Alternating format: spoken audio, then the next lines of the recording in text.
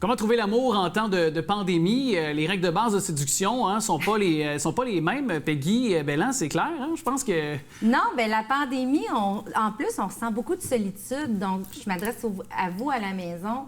J'imagine qu'être célibataire en pandémie, ou si vous êtes nouvellement célibataire, vous allez aimer notre chronique d'aujourd'hui.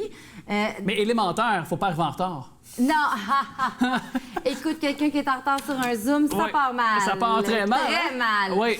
Bref, il y a des petits points quand même qu'il faut se poser avant même de dire, OK, je me lance.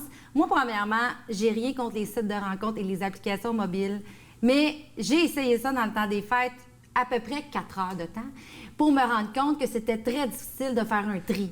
Ouais. On se comprend. C'est ce qui est plate aussi pour les gens qui sont célibataires, quelque chose qui est déjà un frein, je pense, avant même d'aller sur un média social quelconque. C'est encore avoir besoin de refaire les mêmes étapes. Salut, qu'est-ce que tu fais dans la vie? Ouais. As-tu des enfants? En veux-tu quand tu es encore dans une tranche d'âge où tu peux en avoir, par exemple, ou tu aspires à en avoir? Ouais. Toujours ce même type de choses-là. Ouais. Mais là, je vais vous sortir de ça aujourd'hui. Sors-nous de ça un peu. Amène-moi ailleurs. Habituel, mais il y a quand même 3 questions que vous devez vous poser. Premièrement, quel genre de relation vous voulez? Ça a l'air ridicule comme question, mais en tant que célibataire, en fait... On va en parler dans la chronique. Ouais. Mais tout ça pour dire que si vous ne savez pas ce que vous voulez, bien, cherchez pas. Puis il ne fait pas perdre ton temps à l'autre. Exactement. Donc, il y a 3 types de relations. Il y a amicale, premièrement. Ça se peut que vous ayez juste envie de rencontrer quelqu'un pour aller souper, ça arrête là. Allez, bien, souper. On s'entend, là, c'est... Je ne sais plus où qu'on est rendu dans la pandémie, là. Une personne à une, on pouvait à un moment donné aller marcher à l'extérieur, comme on disait, ça peut être des bonnes options. Deuxièmement, ça peut être d'avoir un copain. Là, on parle d'avoir vraiment une relation, exemple, chacun chez eux, on est en couple, on fait des activités, on est amoureux.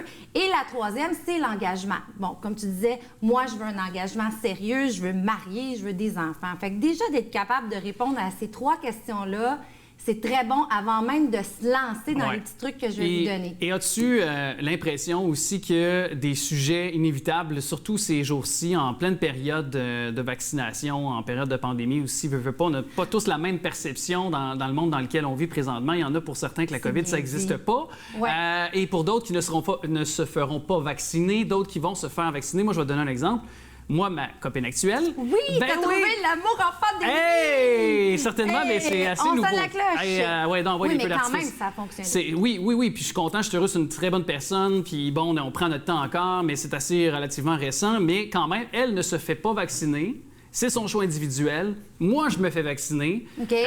Et j'incite les gens à le faire d'ailleurs. Oui. J'ai quand même, je lui ai laissé cette liberté-là. Ça l'a pas quand même mené, ça l'a mené à des discussions, certainement, mais ça nous a laissé aussi en même temps le choix individuel de faire ce qu'on voulait. Donc, c'est aussi être capable de, quand tu disais, de dire, veux-tu m'engager, ce que je sais, ce que je veux, ce que je veux pas, mais aussi d'être capable de laisser aussi cette ouverture d'esprit-là aussi également. Un espace à l'autre, d'avoir ses propres jugements, ses propres opinions. Ben oui, c'est super Mais je pense que la COVID va nous avoir apporté cette possibilité-là. Je pense qu'il y a des types de personnes qui, en temps normal, hors COVID, ne se seraient peut-être pas rencontrées. Et que maintenant, à cause de la COVID, une introspection, le cheminement de chacun, il y a peut-être des matchs qui vont se faire. Peut-être qu'ils ne se seraient pas avoués avec je crois au hasard. Succès. Moi, je suis une grande lover. Moi, je crois que quand 2 personnes doivent être ensemble, l'univers les réunit. Toi, tu penses le destin, là? C'est le destin. Donc, pandémie, pas de pandémie. Mais je vais finir ma chronique là-dessus. Oui. Mais convainc-moi. En fait, là, il y a plusieurs façons de pouvoir aborder une personne. Évidemment, le SMS est une bonne manière de le faire.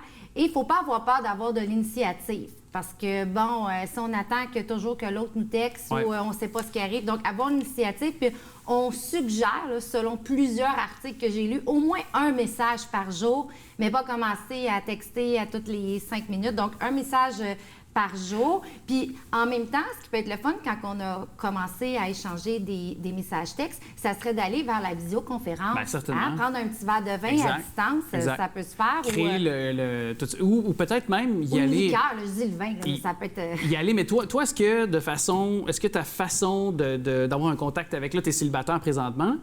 Oui? Ben oui. Ah, OK, t'as pas l'air sûr, là. Mais non, mais... Parce que tu fais une chronique de comment... Oui, mais je suis dans un processus. Okay. Moi, je veux rencontrer l'amour. Donc, c'est certain que il y a quelqu'un sur les rails, que je suis ouverte d'esprit. Oui. On se comprend.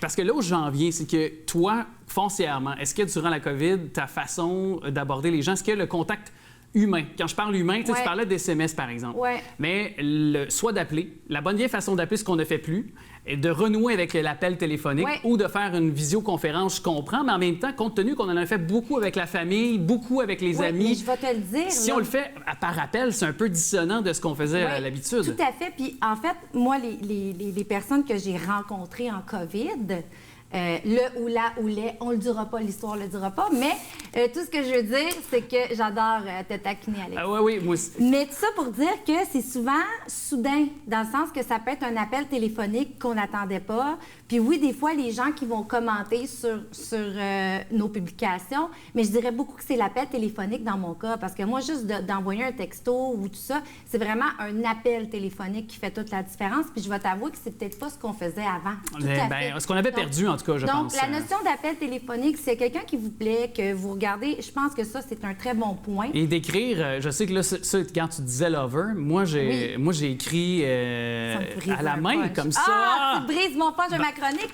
C'est ce que j'allais dire. Oui, d'écrire une vraie lettre et la poster. Donc, une fois qu'on a passé les étapes, exemple, SMS, téléphone, exemple, on est allé marcher dehors, il suggère de faire une lettre et de la poster.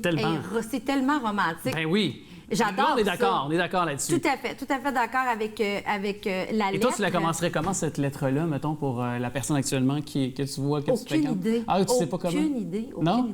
Non, sérieusement.